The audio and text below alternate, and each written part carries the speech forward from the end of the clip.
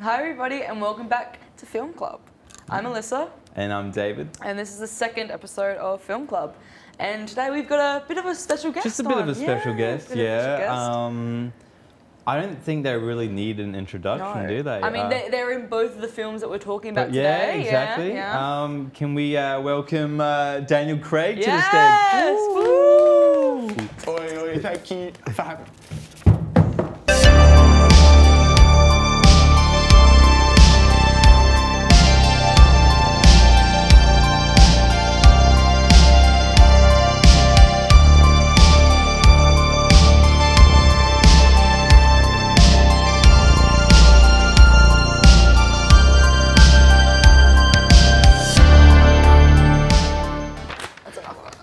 We didn't actually have the budget for Daniel Craig, so we've got our cameraman. Do you want to introduce yourself? Hi, I'm Ezra. It was the camera. Yes, it's that one. It's this one. That one. I'm Ezra. I'm Ezra. This time. Yeah, say it one more time. Please. I'm Ezra. Okay. And today we will be talking about... I'm going to be talking about Knives Out. And I'll be talking about Casino Royale. Daniel Craig's Casino Royale, to be specific. Yeah. Is there another Casino Royale? We don't know. Yeah. No, they made a Casino Royale before Daniel Craig's, which is not. I've heard it's not good. Yeah, I haven't seen it personally. Is that still a Bond film, or is that something different? I think. Yeah, I think. Yeah. I've never seen a James Bond film. Because there was something about there was a whole thing about the rights and a whole bunch of legalities around it. Okay. And how the Bond character. We'll get into the details when the segment, but already falling asleep thinking about it. Christ. So what film do we want to start with first? Well, I mean, we're already going into the legality of Casino Royale. Casino Royale, do we? You're gonna. All right. Okay, he's gonna have open a juice box then. That's fine. Helps himself. Yeah. All right. Yeah, we can totally go into Casino Royale first if you want. Yep. It's the only James Bond film I've seen now. Yeah. So Alyssa hasn't watched any James Bond films, and this is her first one. So what were your thoughts initially? Well, obviously I haven't seen any of the other Bond films. Also, do we we don't need to give a spoiler warning. Look, we said it in the first episode, but it's to be seen for every other episode after this. There are going to be spoilers in these things. We're talking about the movies in it's quite inevitable. Time. Yeah. Fuck, it's incredible juice. Not bad. Oh, all right. Okay. Yeah. Why did we get him on? So we got spoiler warnings, just FYI. So your initial thoughts? Obviously I haven't seen any of the James Bond films, so I don't know what is expected from them or what there should be. I found it a little bit long. Like there were bits where I was like, you could definitely shorten this down and it still give the same feel. Yeah. Like the ending with him and Vespa, I felt was that little bit too long to the point that I knew something was going to happen because it was too long. Like if they shouldn't have been, it might have been a bit more of a surprise, but because it was so long, I was like, well, obviously something bad's going to happen because there's no way this would be going as long if this is the end. And then the beginning chase scene, it was impressive. I did enjoy it, but there was a point where I was like, all right, hurry up. All right. So you didn't mind it? I liked it. I just don't think it needed to be as long in some bits, but it was still good. All right. I think. Well, Casino Royale, directed by Martin Campbell, obviously from the story in Fleming did, That's right. The same name. Honestly, I thought it was my first James Bond film. And Daniel Craig was your first Bond as well, is that correct? No, actually. Oh, it wasn't? I watched, I think it was Goldeneye. It was one of those with Pierce Brosnan. Oh, yeah. Love Pierce Brosnan. Honestly. Pierce Brosnan. I didn't know he was Irish until I found out he was a James Bond. Really? I thought he was English, just like regular. No, he's Irish. Yeah, I thought it was because English what first happened as well. was I only knew Pierce Brosnan from, and this was when I was a kid. This is not recently. I want to point that out there, but I only knew Pierce Brosnan from Mamma Mia, where he plays an American. So in my mind, I was like, oh, he's an American. And then I found out he was a James Bond, and I was like, wait, you have to be from the UK to be a James Bond. So I googled it, and he's actually Irish. That's insane. So, that's insane. Yeah. Yeah. Oh, not a fan of Irish people? Oh, no. I love Irish. I love the Irish. Okay. Hang on a second. I was just because Irish accent? I also did admit I thought he was British as well. So. Well, when I googled it, it said Irish. Yeah. I'll double check that. Yeah, But when I googled it, it said Irish. Anyway, we digress. So Casino Royale, 2006, follows... Irish actor. Sorry to interrupt, but he's definitely Irish. Yeah, Okay. Pierce Brosnan is an Irish actor and film I producer. thought so, yeah. Known as the fifth actor to play James Bond and blah, blah, blah, blah. Yeah. That's right. He's They can Google it at home if they want to know more. So overall thoughts? What do we think? No, okay. Casino Royale, 2006. It's the first Daniel Craig's Bond. Honestly, like I said, it's my first film. I thought it was fantastic. I don't know about you. You're a fan of Daniel Craig. I adore it. I adore Daniel Craig for obvious reasons, but it's also a great film. And he also does a great job. And I mean, I don't know how much you guys read on the history of it, but like apparently that was a big deal when it was being released or like in production. Because people didn't think he was up to the task. Blonde hair, blue eyes. It's like what they did with... He was a very different look from what they've gone through before. The whole, like, you know, the Robert Pattinson with the Batman whole thing. Like, but it was also like, same thing happened with Bruce Willis in Die Hard, because before Die Hard he'd only done like romantic comedies. Yeah. So when he was seen on an action poster, everyone was like, "Oh, this is gonna be shit." Yeah. Because they had to put someone different on the posters, so people would go in and not know, because people wouldn't have gone and seen it if it was him on the posters, because he wasn't seen as an action guy. Yeah, no, that's fair enough. So if we actually go through the movie, it opens with a black and white. I found that super cool. I liked how it was black and white to begin with. It gave me a lot of like. Not just because it was in black and white, but gave me a lot of Hitchcock vibes with the whole revealing the gun in the drawer and just creating like a little tension there. So basically what happens in the beginning, we get a head of department. Actually, you might need to cut this part because I don't want to sound bad. Could you quickly Google That's what I'm here for. who that man was he actually shot at the beginning? Because I think he was like a double agent kind of thing. Something like that. But I want to make sure I'm not spreading false facts and making you edit so much in post-productions. Is it okay, Kate, if we keep them rolling? Don't talk to Kate, she can't talk back to you. The traitorous and is contacted the British Embassy in Prague. Yeah, it is. It's a traitor. A traitor, okay. Is that all you wanted? Yep, okay. Anyway, I'll just go back to What else did you want from Sorry, me? yeah. All right, so the movie opens in a black and white format, and it follows a trader, I think it's an MI6 trader. Don't quote me on that.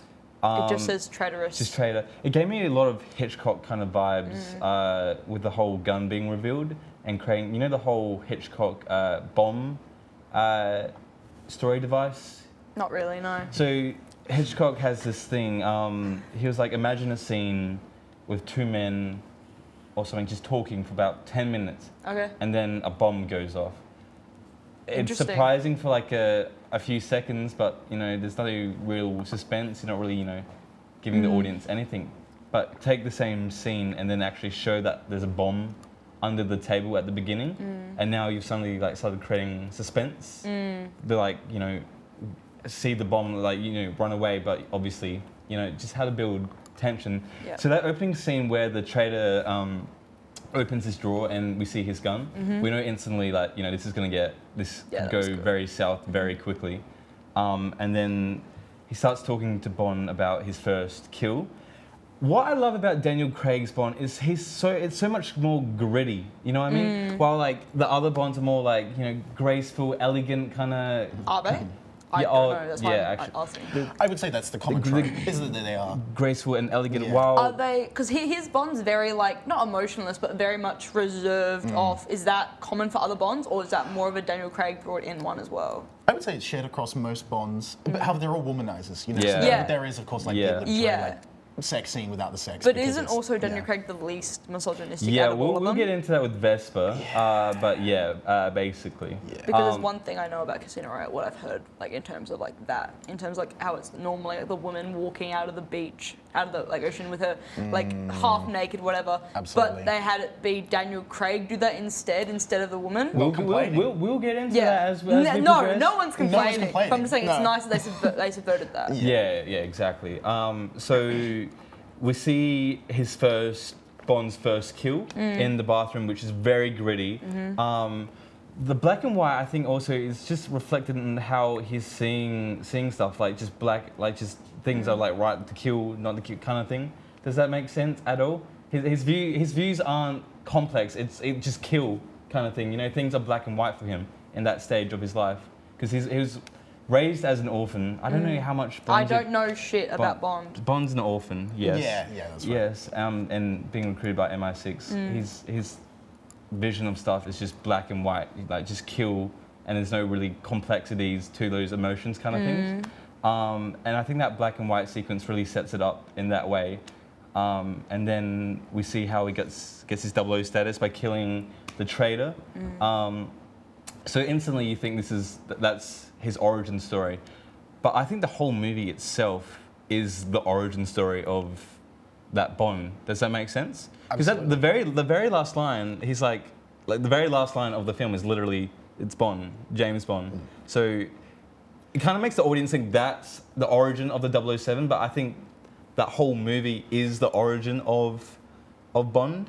Well, I mean, like, in a practical sense, it absolutely was for Daniel Craig's Bond. Yeah. Like, definitely. They knew that they were going to turn that into like a franchise, and so like they needed to set up that foundation. Yeah. But like, yeah, it meant that you could come in as like an audience member that's never seen a Bond film before, and this would seem like a real cohesive story. Yeah. Just all in all, like this is his origin. I think it was cool that they kind of, like you said, like kind of go back and like try and establish that, because I don't think that was something that had ever been explored, perhaps in the books. But like, I don't know if that had ever been explored in previous films. Have you guys read any of the books? No, God, unfortunately, no. Unfortunately not. I would like to read one of Ian Fleming's books, but Ratings for nerds, bro. Yeah. ooh, okay. Yeah. But then we move into the title sequence. That's sick. That's good. So I need to double check. It's Chris Cornell. You Know My Name. Is that song not a bop? Yeah, it's a banger. No. It's good, but like it's not my favorite opening like Bond song. Okay. Or what's your favorite? I like the one that Sam Smith does. I The think that was Writings on the Wall, Inspector. Spectre. Yeah, that one. Yeah. Yeah, that's a good song. That was pretty. That's a sad. I actually sad kind of like the Billie melody. Eilish one too, for No Time to No Die. Time. I've heard that. That one's It's really actually good. pretty good. It took a while to grow on me, but I love it. I think all of Daniel Craig's opening title sequences have been very strong. He was very lucky. Yeah. So that song, You Know My Name, I thought, personally, that was a banger. And then they did the whole casino themes. Yeah, I thought that was cool. Shootout. So that was very cool. And then we flash in to Africa with. Isn't it Uganda? Is it? Oh my God. Is Uganda in Africa? Is it part of Africa? I don't know, actually. Can we Google that? I'm not good at geography. Oh no! Can we Google that so we don't get? We're gonna offend somebody saying that. We're gonna offend somebody. Uganda. Maybe that's just like a city. Country in East Africa. Okay. Oh, okay. thank Lord. Okay. Okay. Yeah. So we got. So we're both right. We got Mads Mikkelsen as Lashif. I love that. And he's got that funny little eyeball and everything. You know? Yeah, funny little leaky eye. Yeah, the leaky eye. The leaky eye. Pesky little thing. He was just sign it. He was fantastic in that film. Even though spoiler obviously, he died 20 minutes before it even ended, kind of thing. Still, so everything he does, honestly, I feel like he's not recognized enough. Do you think that? I think the people who know of Mads love Mads. Yeah, but I feel like he's just very underrated to just the general public kind of thing, which is a shame because he is a really talented performer. Yeah, that's good. Anyway, so we got the the second scene in Africa, getting the money to short the stocks for terrorism. And like I said, I think that it's a really good setup for Lashif and just kind of how this guy is onto. This guy's kind of onto something. I know that sounds a bit weird, but then we flash to the parkour scene with Daniel Craig sussing out a bomb maker. I know Alyssa's not too huge on the parkour length. I liked it. It just didn't need to be that long of a sequence. There was a point where I was like, this is good. And then another point I was like, why is it still going? I will admit, I do agree. It did feel like it was going on for a while, but I think it was still a cool demonstration of their abilities. I agree, it's still cool, but it could have been shortened a little bit and it would still have the same effect, in my opinion. I'm just shouting out a YouTube video here, Lessons from the Screenplay. I don't know if you know that channel. No. they did a video about that specific parkour scene, and basically to summarize what they were saying, action reveals character, and that sequence, that's the pinnacle of action reveals character. Yeah. It shows that he can go on for a long time. As you can see, the parkour is taking all the... Did you just fucking wink? I winked at the camera. Anyway. You know what triggers me more? What? People who wink? I was going to bring up that video. What you just stole my point, bro. The lessons from the one thing I was going to say, I was just going to bring up that video. When were you going to bring it up? Like, the same time that you said it, except you beat me to saying it. I think that's a lie. I knew I did. I seen that video. video. Mom, Dad, stop fighting. Thank you. Get in the fucking room. Okay. That's what I said, my kid. Well, you could just totally be just saying that, you know. How do I know you're being legit, though? What's his name? Wait, who? The lessons from the screenplay. I don't know. He says it every intro. I just juice boxed everywhere. Anyway, so in that parkour sequence, we see how action reveals character. The parkour guy, by the way, he was I think the head of the France community in terms of parkour. I'm pretty sure that's what I heard. I might be wrong, but this is 2006 as well, so parkour wasn't like a mainstream thing at the time, kind of thing. Anyway, so the parkourist is taking all these like difficult routes, just showing off his parkour abilities, whilst Daniel Craig's Bond. What the fuck are you doing? My juice box. You made me upset, and now it's gone everywhere. Daniel Craig's Bond. It literally looks like I pissed myself. Or maybe I drooled. Daniel Craig's Bond is trying to take. He's taking the logical route. It kind of reminded me of Johnny English Reborn, I believe. Have you seen Johnny English Reborn? Oh, is that the one with what's his face? Mr. Bean? Oh my.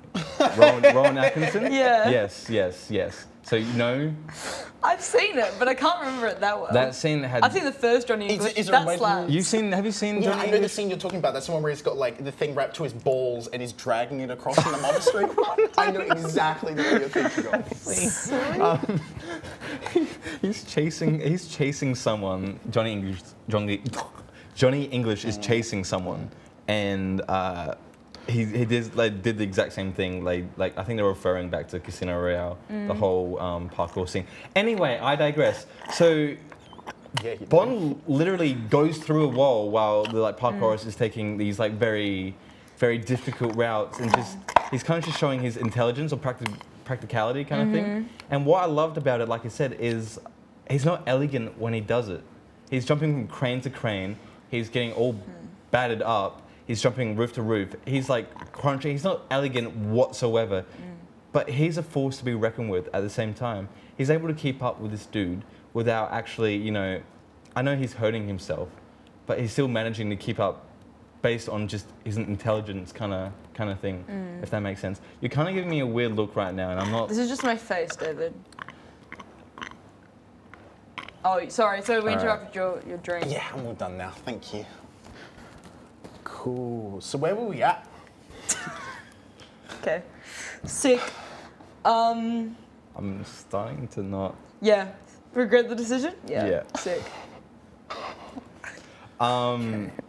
Anyway. So the... You just look like some little kid, just like...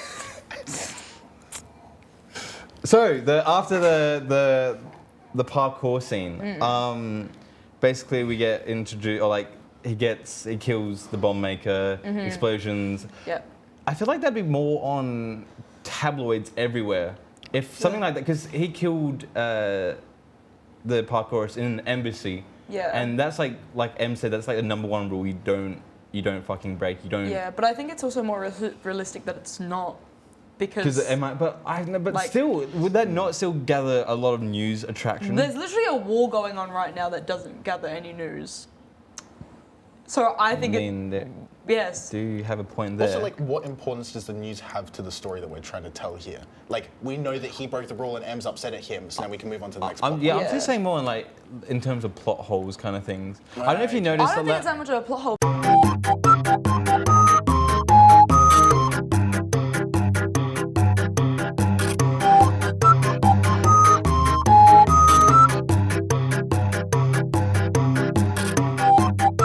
to try and divert this subject. Well, it is. Like, we don't see anything about, like, anything at the moment. Yeah, exactly. And there's shit going on. We're talking about one of the greatest action films of the 21st century, and this is what we're talking about, is whether the in-movie news was on tabloids. Like, bro, come on. Because even if it was, we wouldn't know. It's not really that strong of a plot point. No, can you, like... Yeah.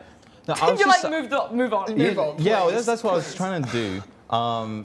I'm just saying that there were, like, a few plot holes if you, like, are watching it kind of thing. I don't think that's really a plot hole, though. Yeah, okay. Well, we're moving past that, Alyssa. We're moving past that. I'm talking about the other plot holes, but you're resurfacing this. All right. We moving on with the plot holes. Okay, Dad. Yeah, I get it. Go on. Yeah. Even though, after he starts googling all these terrorists, like related to ellipsis, I believe was the word. He goes to, is it the Bahamas? I believe. You're the one telling the story, mate. I believe it's the Bahamas. Maybe Google that. Okay. Another plot hole was he starts talking to the receptionist, asking about, I think it's Dimitri, asking about the person who drives the Aston Martin. I believe it was an Aston Martin. Is that after he crashes the? Yeah. I don't think a receptionist would be that, like, forthcoming with that information. If it was Daniel Craig, they might. I'd be forthcoming with a lot of things if it was Daniel Craig, that's for sure. And then he's able to find the security room quite easily, and also he only knew where to look because he had a text message from that place at that exact time. He was able to find a security camera that pointed at the person he wanted coincidentally at that exact time. Like, does that make sense? The bad guy, Demetrius? I believe it's Demetrius. We can Google that too if you want. He sent the text. And he happened to be on the exact camera that Bond was looking at, just to make sure that it was the same guy. If that makes any sense whatsoever to you, I don't know if I'm explaining it too well. Okay, you write it now. What happens instead? But I'm just saying. Yeah. Okay. So what was the plot hole? That one wasn't a plot hole. That was just more like in terms of realism. It's like, I hate my mum's casserole, but I'm not gonna make one. Fuck that. So, you know. I like that analogy. You So like, making you're doing the casserole. same thing. You're doing the same thing. Just don't make fun of mum and her casserole. It's okay. Just put up with it. Aren't you the one who always says, "Oh, you can't like shit on a movie because like they put so much into it," and then you'll be being like, "They shouldn't have done this. It's not real." No. Oh my, yeah. And I hate talking about like bad things about movies, but I'm just talking about like the little like things I noticed rewatching it for this podcast. Like I was like, oh, I didn't realize at the time that like it just happened to be just like lining up kind of, you know, instances that like wouldn't really happen kind of thing. Like, it's a movie, I know that. Anyway, so we get that whole sequence, and then we get to the airport scene. I love the airport chase scene. That was very good. Very well choreographed. Yeah. Like, just imagine, even with the extras and stuff in the actual airport, being the AD, the first AD or the second AD, like just to get. Oh, that's why action films are so impressive, because everything has to go right in order for them to like look good. Exactly. I was even thinking when they put on the sprinklers, like even just because they're tracking the bad guy.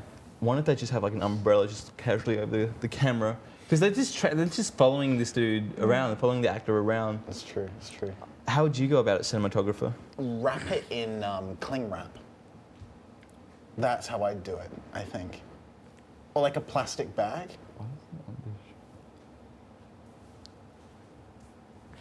Isn't that not reasonable? I think you just exposed yourself to like future people. I'm gonna wrap it in. I'm just gonna clean wrap the character. No, like on a serious note, I don't know. But like, no, aren't there like sheets you put over it, like raincoat sheets? It's something like that. But like even like just walking into it kind of thing. You know what I mean? Yeah. Haven't you seen like those rigs though? I think they have like the plastic stuff on them and they like wrap it around like the lens and stuff, so it's like covered. Anyway, so that airport scene in particular with the gas tank heading towards the plane so for the Chief's plan, he's planning to short the airplane stock. If you know what that is, what he was trying to do with that. I don't know if you were Did you understand what he was trying to do with the whole airplane thing? Why he wanted to blow it up? Explain. Oh, I'm gonna butcher this. So shorting, from my understanding, That's your rubbish. I found some rubbish, guys. That's yours. Just before you get into it, I just put that there. I'm sweating because I am not a finance. I don't know anything. Shit, this is just my understanding. Money, blah blah blah, money.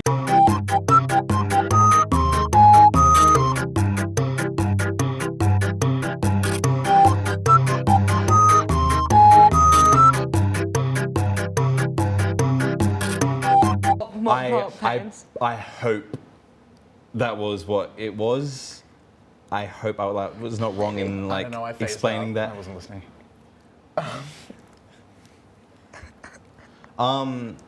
So Bond obviously stops it. How good with the bomb part being attached to to him? I knew it. The moment he brought him back the second time and then he jumped out, I was like, it's on him. It's on him. 100% it's on him. And then we get that little smirk at the end as well when they're arresting him. Yeah. But anyway, so after Le Chiffre's whole plan goes to shit, he tries to organize this casino, this tournament, to win back, or to get money back to give to Lateris that he owes money now to. Yeah. And that whole filming a poker scene as well, because I was watching a podcast as well about just filming a poker scene, knowing what characters have what hand and how much the betting and the dialogue to correlate to that hand being played would be so complex, so complicated. Because I'm trying to think of it now. That would be because you'd have to be constantly reshuffling and there was 10 players of I think 10 or more players at that deck. So, and I forgot we didn't even introduce Vesper at this point because Vesper is part of James's life. Yeah, Vesper Lynn. Yeah, not for very long, but yeah. Ouch! Ooh. Played by Eva Green. Yeah. Perfectly. I think she was the perfect suit for James because there's the opening scene with the train. He starts analysing her, and then she's able to just to quickly analyse him back and is spot on. So I think at this point we kind of know that those two are. Even though she's already got a boyfriend. Yikes! That was rough. Yeah, that was rough. And she obviously loves him a lot to betray Bond for him. And kill herself, right? Yeah. Yeah. We're skipping, but totally. Sorry, guys. Okay. Yeah, we can just talk about Vesper. How about that? Yeah, we can talk about Vesper. Okay. Better than listening to you talk about stocks, bro. Yikes. True. All right. That's fine. You did that just so you can watch me bend over. You do you okay. We get demonetized. Oh my. I think I found some more rubbish. There we go. It's just a bit more rubbish there. Are you two done? I'm just realizing how long I've been taking explaining this. Keep going. Yeah, I wasn't sure if that was meant to be the whole length of the discussion or Yeah.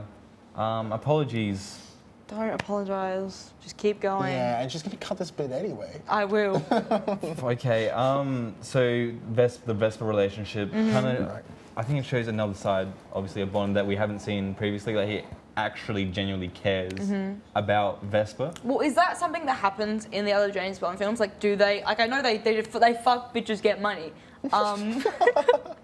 But is there any? Because from what I know, obviously of the ones that have recently come out of Daniel Craig's, he's got someone he actually cares for in terms of a love interest.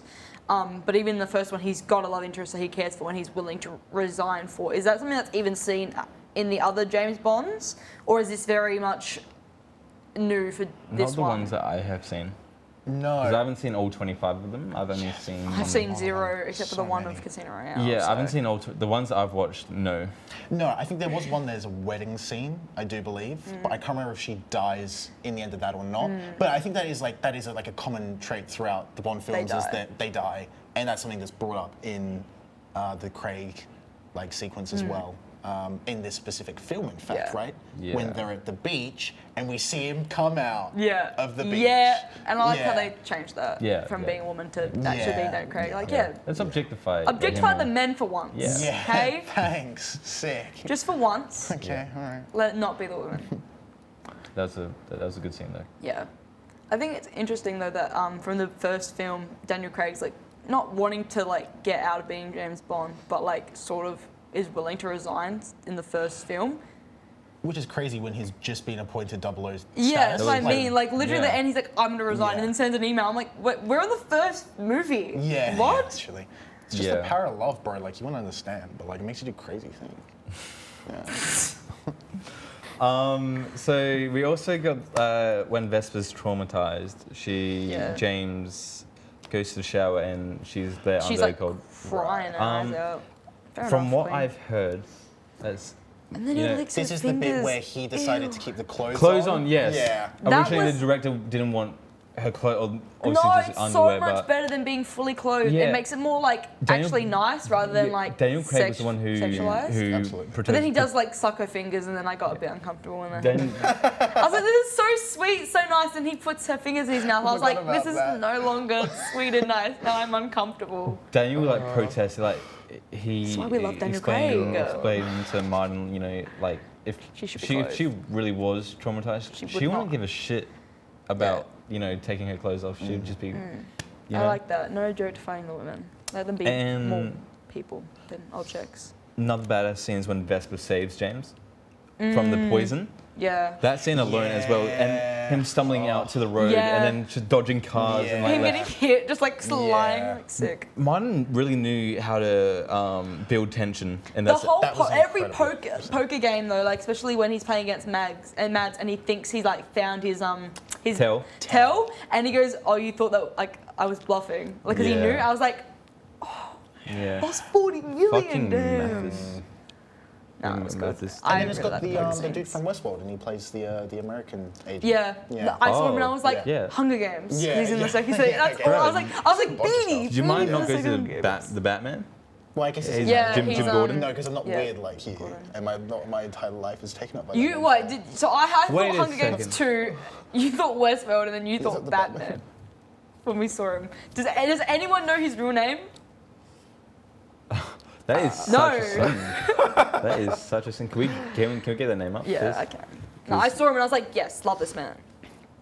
That's so bad that we don't know his name as well. Well, we know him from like other David things. really be like, I'm the Riddler, guys. I really am. I can relate to his character. You guys don't understand.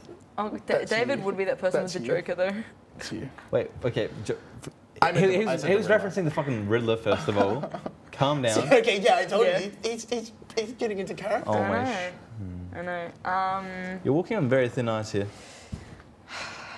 Good. Ezra. Good. Jeffrey Wright. Yes, That's Jeffrey. right. That's It was on right. the tip of my tongue. Yeah, Jeffrey I was Wright. gonna say that. No. Yeah, you know that Jeffrey Wright. Yeah. Anyway, so that scene, stumbling out, building the tension, gets the. It's with the old James Bond films. He conveniently always has the exact tool at his disposal, kind of thing. You know what I mean? Yeah, until the last James Bond. that one didn't quite work out for him, did it?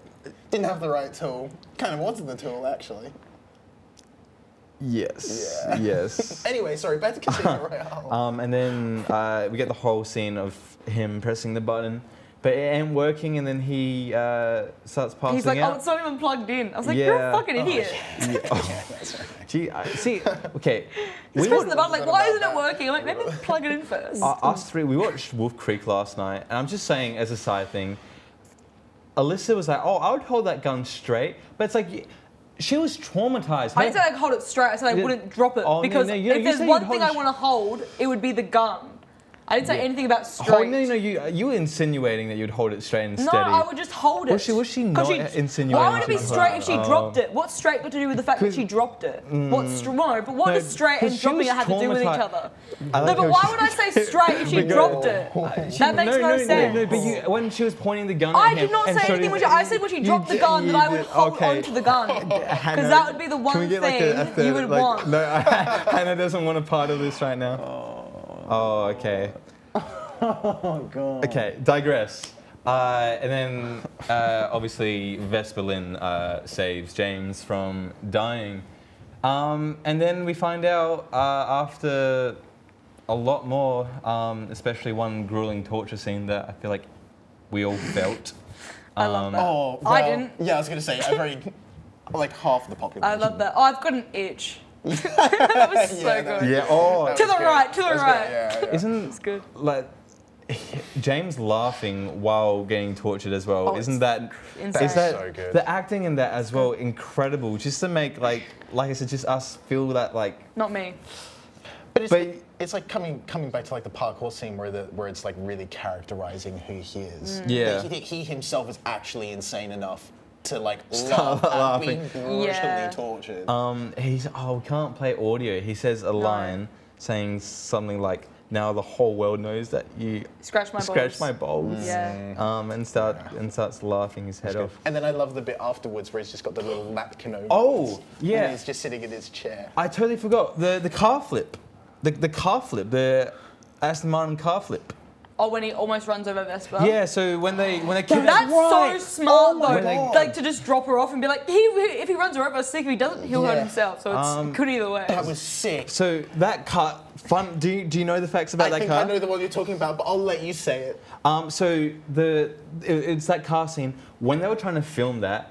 Originally, like they try to do it as like practically as possible. But the thing is, because the center of gravity, or it was just so low to the ground that whenever they tried it, it'd spin out, but it would not roll, kind of thing. So they first tried it naturally like that, didn't work. Then they put a wedge, like a little ramp kind of thing, and thought they could just try to get one wheel and flip it that way. That didn't work either. So they resorted in putting like a pressurized air pump inside the car, and when it got to that scene, they pushed down with so much air, it just started rolling. Oh, shit. And at that time, it got the I think Guinness World Record of the most car flips, 7 car flips, I believe. Interesting. This might be the time also to fact check that. But then I have to read articles. Bro, Oh why my would God. you say a fact if you don't know it's true? No, okay. Like, the do number- your own research Yeah, first. Yeah, no, the number 7 is in my mind. I'm pretty sure it's 7. Okay. Crazy. So I didn't know they got a Guinness World Record for that, because they also got one for the explosion inspector, of course, because it was the biggest explosion biggest, record in the film. yeah. It is 7. 7 times, yes. There you go. There we go. Right. Okay. So that itself, an incredible stunt. Going back to after the torture scene, and now we see our hero in a vulnerable state. Like, I don't know, I can't think of any other James Bonds that he's actually in hospital kind of thing. And he's not really driving anything forward at the moment. He's just recovering. Just seeing a hero in that kind of damaged state. We see heroes in damaged states, but like a James Bond type of character in the hospital, I don't think we don't see that at all. It's more than that, because he's also lost like his manlyhood, right?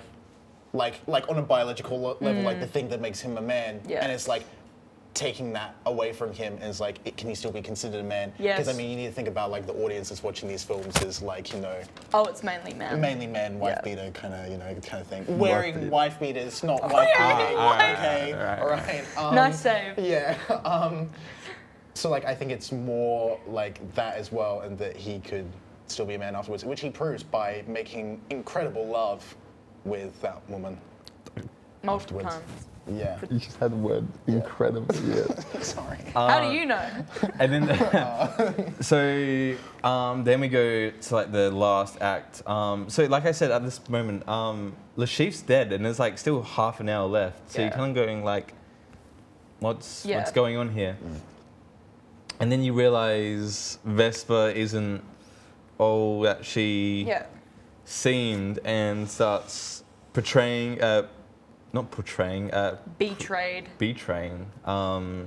James, and then we get an awesome shootout sequence it was Venice, I believe. Incredible sequence that was, and then she locks herself in the elevator and she Lunges to her death in the scene and drowns. starts drowning, and even James being betrayed, mad at her, he still goes down and tries to save her. He's just still so, in love. And then she's just saying, no, you can't save me, kind of thing. Cringe. That's what happens when you tell a girl you love them and you really know for a week. Yeah. Yeah, actually. Yo, bro, should try Tinder. It'd fit right in, honestly. And Campbell did copy a line from the book and put it into the ending when James says to M, the bitch is dead. Right. Because I'm trying to remember, do you think it was just to bring back the whole emotionless kind of character? But I think there's a stage direction in the script that was hinting at it being more of a vulnerable kind of line, whilst also being like an emotionless kind of thing. So playing both sides, which would be very hard for Daniel Craig. But like I said, I think Daniel Craig smashed it out of the park, especially for its first Bond movie. And then we get the very end scene with Mr. White getting shot in the leg, and we get the whole James Bond. And that itself, I think, covers the origin story of Daniel Craig's 007. Wow. Kind of thing. Wow. What point was it where Daniel Craig was like, I don't want to do this anymore? Spectre. Yeah. Yeah, Spectre, he was kind of thinking about. Which is the one where they got the. No, but I mean, Day of like, the in Dead terms of, and, like, one, fourth. two, three, fourth one. Okay. Yeah. But thoroughly enjoyed it. I think I covered all the points I wanted to. Well, I'm glad only now, after that long. Why do we get him on again? Out of 10, what are we giving it? I think an 8 for me. 9. Like I said, my first Bond movie, loved it. Yeah. Oh, I get to do one as well? Yeah, you get to do one. Sick. Do we Alright. do we allow Like it? Yeah, like a 11. solid 10 out of 10, I'd say. Yeah. Solid 10 out of 10. Yeah. Okay, moving on. Okay. Alyssa. All right. No, So- she's not going to speak for as long as you did, is she? Let's fucking Let's hope not. hope not. Oh, God. I'm sorry. My bad. Bro, we need a toilet break. When's recess? Do we want to take an intermission? Yeah, let's do an intermission. God. Guess that movie quote. You'd It's have like, to- guess that Pokemon. Guess that Pokemon. Okay. And you said people who read are nerds. No, it's from the TV series. Oh, guys. This is embarrassing for you. Anyway.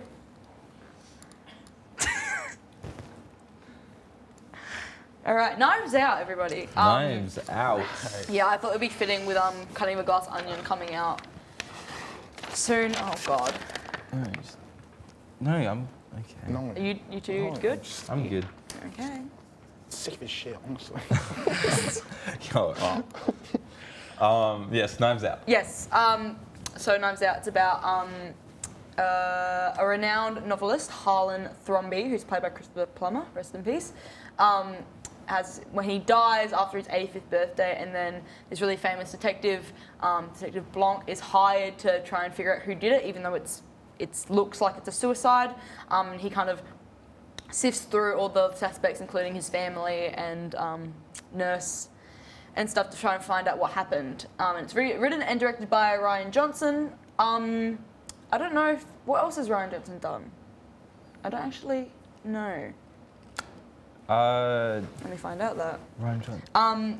But yeah, because I think this is the first thing that I've seen from him. No, I think you would have seen. Because I think I was looking at his filmography the other day, and there's some things I did recognize from there. Yeah. Looper, and then Star Wars: The Last. Yeah, Luther. Star Wars: The Last Jedi. Rogue One. Rogue One. That slaps. So yeah, respect. Anyway,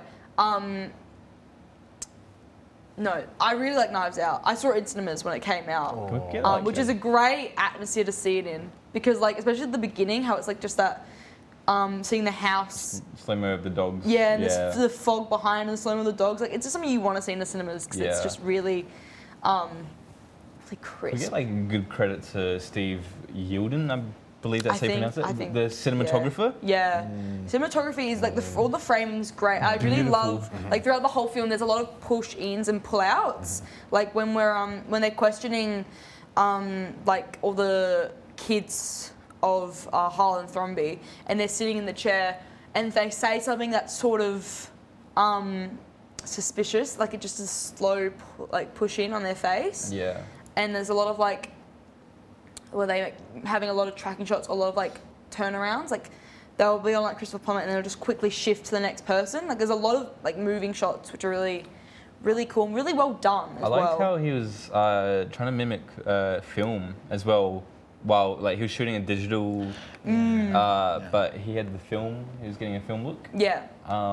And there's behind the scenes photos of it, but they had lights on Jamie Lee Curtis, and her glasses were reflecting the light, as most things do, like what my eyes are doing like right now with this light right here.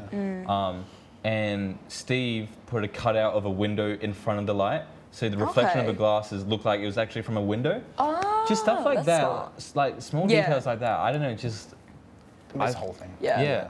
All the cinematography in the whole thing's great. Like, I love the shot at the end with when Daniel Craig sits in front of the knives like board behind, and he's right in the middle, and they're all pointing at him, and he's like, even though he moves around, he's still right in the middle. It's so good. Also, there's once the will gets spread out, and Marta, or her, when everything's given to her, as she's walking out of the house, it's a smooth shot. Yeah. And then when all the family members come out, it goes into handheld. Handheld, and it feels just chaotic. Yeah, and just like, chaotic and that we're stuff. in like the little, like, because they're all crowding around her, and it feels like we're in there as well. Yeah, beautiful shot. Yeah, but they establish character really nicely as well at the beginning. We're like doing shots like what's around the house, and it drops like little clues as well. Around of like establishing character and like the fact that because the first like opening is them finding the dead body, which is a great way to start it, because I think I love a good murder mystery, but this kind of changed the way in which murder mysteries kind of go. Definitely, because 30 minutes in, we know what's happened. But so it's no longer a mystery because we know what's happened, but yet there's cover up kind of thing. Yeah, so it's more of a we're watching someone try and get away with something, but there's still so many mysteries in it. As Daniel Craig says, it's a donut hole. Each family member has their own motive as well. Yeah. Besides, I think Catherine Langford's character. Yeah. I think Meg's fine. Meg's just there for vibes. Yeah, I think she pulls out her vape in the first 10 minutes. Yeah, I think her character. She hits her jewel in like the first 20 minutes. Oh gosh. But I love that Catherine Langford and Toni Collette play mother and daughter, and they're both Aussies. Can we say how stacked the cast is? Oh, it's a star-studded cast. There's a lot of It's even for Glass Onion, they've stacked that one up pretty well. I feel like that's what they're going to keep doing. Is they're going to keep trying getting these really big, like star-studded casts. Yeah. You know, because like I feel like it kind of makes like the charm of it as well. But like, what's it going to matter if the second film's not as good? Because how can you make a second one as good as the first one? Yeah. The first one was so incredible. Yeah. I'm not going to lie, even that first one, it took me like maybe half an hour just to get into it, and after Really? Okay. Yeah, I know. At first I was like, I was actually the opposite. I was really into it, and then when I found out what happened, I was like, oh, why'd you tell me? Because I like the mystery and I like guessing. So when they told me, I was like, oh. And so that's sad. You'd have to force your way to watch through the whole thing to then just get the twist at the end and be like, oh, so I was just wrong. But I love the monologue Daniel Craig does at the end, where he's like, let me draw a little further, and just like I love when they just like do the whole theory, and we get like the flash forwards and the flashbacks. Yeah. And like they change, like when we go to see Ransom talking to Marta, like the same lines, but the intent behind them's changed. Yeah. To show like what's actually going inside of his head when he's like saying those things. But yeah. And the whole little clues like Ransom in your back, kind of, you know, there are so many hints, clues, like with Fran talking about Deadly by Surprise and saying how she has a cousin who works the reception desk way before we even get there, and we hear that dialogue. Like it's not, and then Meg going to the little like smoke thing. Like they all know it's a hiding spot. There's so many clues just like dropped around that you don't think about until you watch it for a second time. You already know what's going to happen. Yeah. And yeah, the Ransom, you're back again already. It's like because he's already been there that night. There's little clues like that. Yeah. Holy shit. Like there's so many little clues just dropped in around it, and this is why you think even with like when Harlan gets poison overdose, and he goes, oh, this is like a great way for my book, let me write it down, and literally says the plot of what happens. Like, he's like, so let's say somebody changes the vials and then takes away the life-saving thing. And I'm like, this is literally what happens. You tell us the whole thing, and this is like in the first half an hour, but we don't know because we think what's happened is that she's fucked up when she hasn't. Yeah, exactly. But yeah,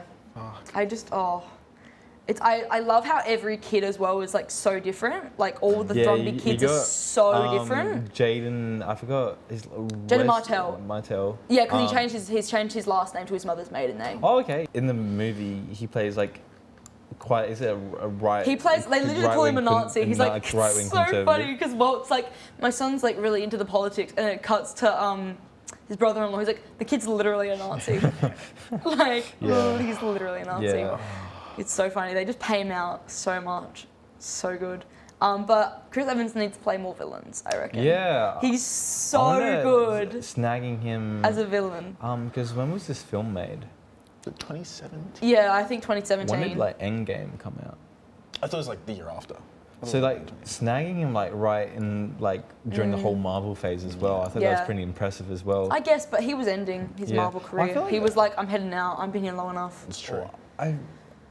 Because he played also a bit of a dick in Scott Pilgrim vs. the World. Yeah, he did. You've seen that, right? Yeah. I don't remember that. Yeah, he plays the skater actor. guy. Oh, the skater actor. my lord. Oh, if you haven't seen it, it's hilarious. No, but I feel like there's a difference between that and then like Ransom in terms of like villain. Yeah, like this, like Rez was like purely malicious. Like he was actually fucked up. 100%. Like the eat shit scene, like when he walks in, like I'm like, oh. Just a side note as well. If you haven't seen Scott Pilgrim vs. the World, please do yourself a favour and watch it. I think I know we're talking about Knives Out, but I just had to put it out there because Chris Evans does such an amazing job in that film. He's in it for like 10 minutes. Which makes it all the more sad when you watch him in Avengers and he does fuck all. Yeah. He's the most boring person to watch. Like, honestly. Like, oh, I got a shield. Ooh. Like, bro, we get it. Like, literally anything else, he's like, acting did they nerf the Winter Soldier in like the Avengers Endgame kind of thing? You're asking the wrong person. What do you mean nerf? Nerfed. You know what nerfed means? No, you need to. Like made it more shit. Yeah, they like, you know, when they first introduced him Winter Soldier, he's all like a very difficult person to beat. Now in like Endgame, it's he's not under mind control anymore. Yeah. Anyway, so he's not a killing machine anymore. Yeah, still like. I just want to. I feel like they still nerfed Bucky. Oh god! They got him back to being Bucky rather than a killing machine, which gave him a lot amount of trauma. Yeah. I guess so. His main goal isn't to kill anymore. Well, I will defend Bucky Barnes my life. He was killing people in. Yeah. Look at the camera. What? Oh my god. What is going on? I'm sorry. Anyway, continue with your Knives Out. No, I was going to say like Daniel Craig's like entrance as Detective Blanc. Like you see him in the background. Yeah, and you see him there, and you're like, okay, hi. But then he just like hits the keys, and everyone's like, what the fuck? Yeah. Hello? It's good. It's really. What are your thoughts on his his so Kentucky funny. accent or Tennessee? Accent, Kentucky Fried Draw, if I quote Chris Evans. It's so funny. His character is just really funny, I feel. Like when the ambulance are pulling up in the car behind him and he's just like in the car like singing. Yeah. You know, when he's got the earphones in and like Fran's dying and all the ambulance pull up and he's just like jamming in the car. And I'm like, sir, what? No, it was pretty good. Because I'm pretty sure the writer got inspiration from Poirot.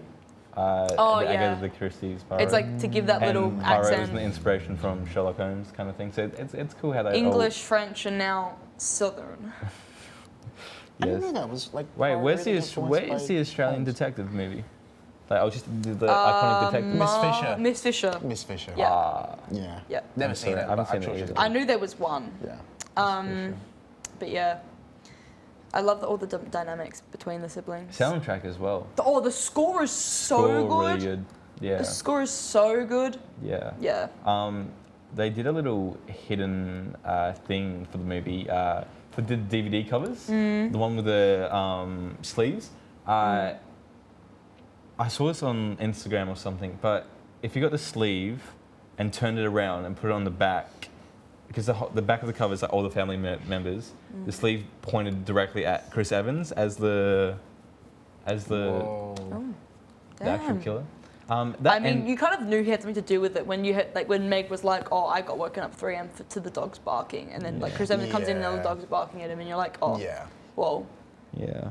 And I feel like it tried to like do a job of like throwing you off with that same Yeah, and with like showing like what actually happened with Marta, and you go, "Oh, okay, maybe I'm wrong then." Yeah. But then it's like, who hired Ben? The ending itself as well, how cool was... The callback though, to like when Christopher Plummer's like, he's playing life like a game with no consequences. He can't tell a real knife from a fake one, and then he stabs Marta with the knife, and it's a prop. Yeah, I think the it's like, callback is so good. He can't tell from a stage knife to like a real one, and then when he grabs the knife to kill Marta, it's a like, stage knife. It just goes in.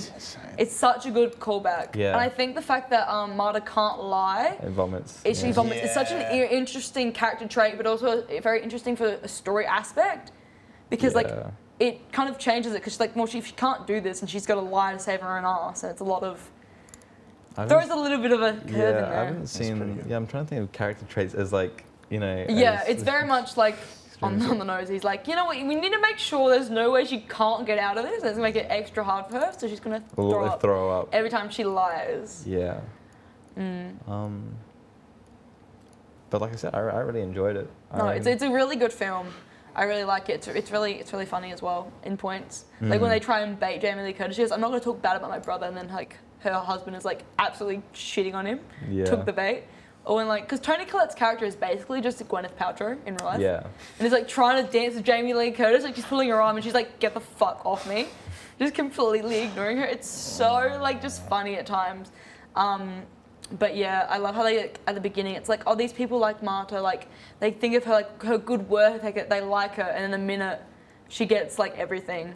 They're like, "You're fucking him. Yeah. You were fucking my father," and, like, the whole, like, immigrant conversation, and then... And they all thought that... Richard quoting Hamilton, "Immigrants, we get the job done." He literally quotes that, and I'm like, that's so uncomfortable, because, like, 2, like, scenes later, he's, like, saying how, if you come here illegally, like, you shouldn't. Like, just super racist stuff, and I'm like, this is uncomfortable. It seemed like all of them, like, they were just so leeching privileged. off him. Yeah, 100%. Yeah, Nothing. That was exactly. That was the exact point. Yeah. Like with Jamie Curtis being like, I started my business from the ground up, and with like $1 million from dad, like your dad, like. Yeah, they all think they're all like kind of self-made kind of and thing. They're not. But Was the one that actually deserved it all. Yeah, which is what she got, and I love the ending. With like everyone turning around to look at her, and she's on the balcony looking down, and the mug says "My house, my rules." Yeah, that was. Is it my coffee, my house? Yeah. It's my house, my rules, my coffee, but the my coffee's kind of blocked off by her hand, and you can just see the my house, my rules, which is another callback, because one of the first ever shots that's the second shot. Cup. Is the second cup saying "My house, my rules, my coffee." Yeah. There's a lot of callbacks and a lot of mirroring in the film. I need to watch this film again. Honestly, it's so good. Because I was talking to someone just before. They mentioned about the painting during the actual crime. He's just straight-faced.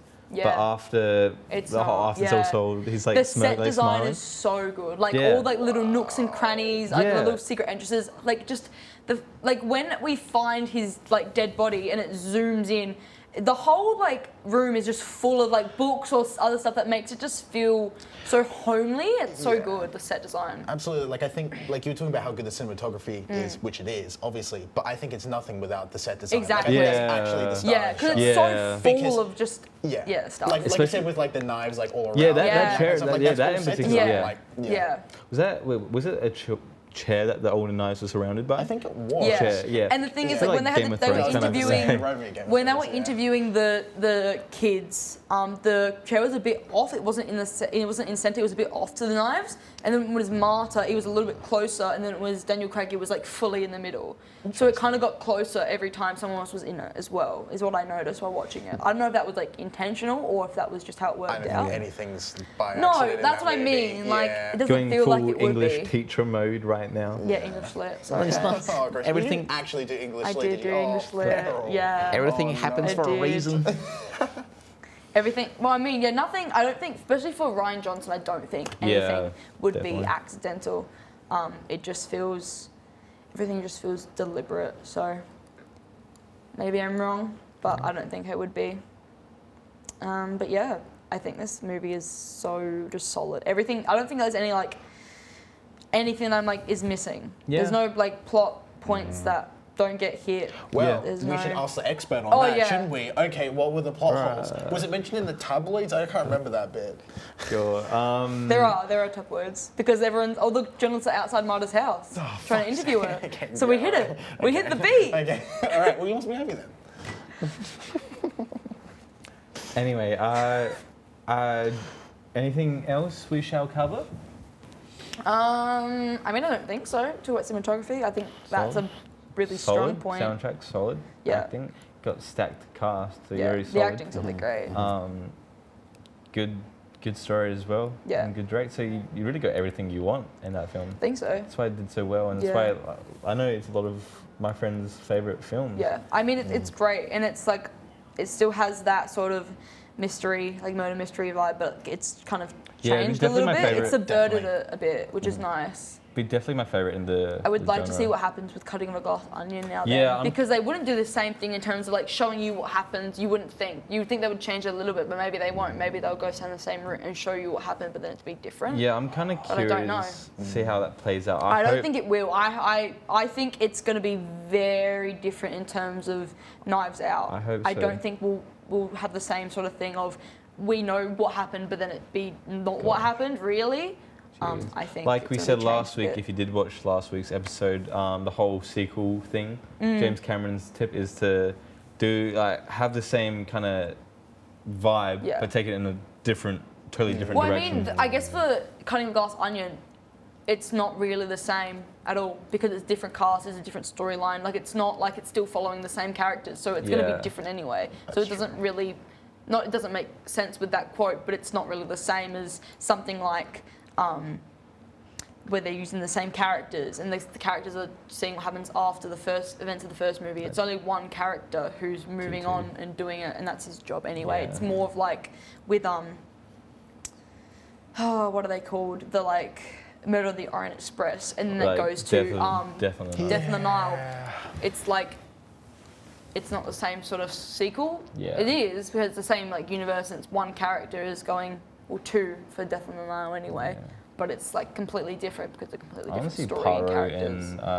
And Daniel Craig team up, James Bond team up. Yes, that'd be kind of cool. That'd be sick as fuck. Yeah. Pyro do all the detective work and James Bond doing all the running. James Bond just gets all the chicks. Yeah, he does all the very persistent running. You know that face he just runs. Yeah. Which is Daniel Craig's running. Just on a side note, is that Daniel? I can't believe that Daniel Craig's James Bond ran so fast that he caught up to a whole ass van. No. Well, no. He's cool like that. Okay. Yeah. That car, that van or the oil truck, if I'm it was reversing. It was reversing and then it did a spin. So it was imagine a car reversing and then doing a spin. Okay. So it's not fully still going in motion. So it passes the plot hole check. Oh my god. Yeah, does it? Does it? Can we get this guy off? Hey, you're the one talking about plot holes before. Jeez, Louis. I was just saying if something But what happened about you guys? Agree? Good film? Yeah. Would recommend? Incredible. Yes. Yeah. Okay. Oh, do we get to do another rating? Yeah. Ooh, that's what I'm trying to lead into. Let's go. I'm. Sorry, I was just saying if there's any juice. I'm gonna say. You know what? I'd probably give it a 10. Oh. Just for Chris Evans in a sweater. Yeah, definitely. Dang. I don't know, guys. I'm feeling kind of a 0 Yuri? out of 10. Yeah, okay. Yeah. Spice it up a bit. Yeah. You gave Casino Royale a 10 out of 10. Nah, it's solid 10 out of 10 again. Yeah. Yeah. I'd give it a 9.5, I reckon. Okay. He's got to be different, you know? Score. He's got to be Oh, different. no, I don't think I've ever rated anything 10 out of 10 before. I was going to give it a 9.5, but then I remembered Chris Evans in the film and I was like, 10. Well, I'm going to give it a 9.7.5. What? 9.75. Okay, I think that's enough. This is too fucking chaotic for me to handle. Can we kind of get him out? Yeah, of the I think set? it's time for you to go. I think it's time for you to go. Yeah. Wait, It was nice having you. Yeah. Now seriously. fuck yeah, off. yeah, please. I mean, you can't do that, right? I'll be on next week. And fuck no, you will. Bruh, imagine if he was a series regular. No, there's no way. You know what? I didn't want to be here anyway. Actually. Can you move? He's You like can go now. dramatic. You can go. I'll take this. Okay. Can you I get off don't care. the set, please? Am I just supposed Yeah, to- take your rubbish with you. Yeah. Take it. No, it's Go. okay. Yeah. Get Okay, off. Fuck right, off. I'm leaving. Move. Okay. Jeez, now we're okay. So we're stuck with him as a cameraman for like the Yeah. next. Well, he's better behind the camera because at least he's silent. Yeah. Yeah. Anyway, that's gonna be That- all from us That this was week, I great. reckon. Yeah. Next week. Next week. I'm reviewing Requiem for a Dream. And I'm gonna be doing Baby Teeth. Yep. So we got an Aussie movie and we got a Classic, A classic. apparently. A classic apparently. Yeah. And I guess we'll see why. Yeah. So on that note, what's the first rule of Film Club? To talk about Film Club. Talk about Film Club. Yeah. This fucker thought it was the whole Fight Club motto, but he was not in the loop. So we're talking to Ezra, by the way. I'll get my revenge. Shut the fuck up. Dude, I'll get my revenge. Fuck off, all right? All right. Anyway, thanks for watching. See you next week. Bye. That was so fucking chaotic.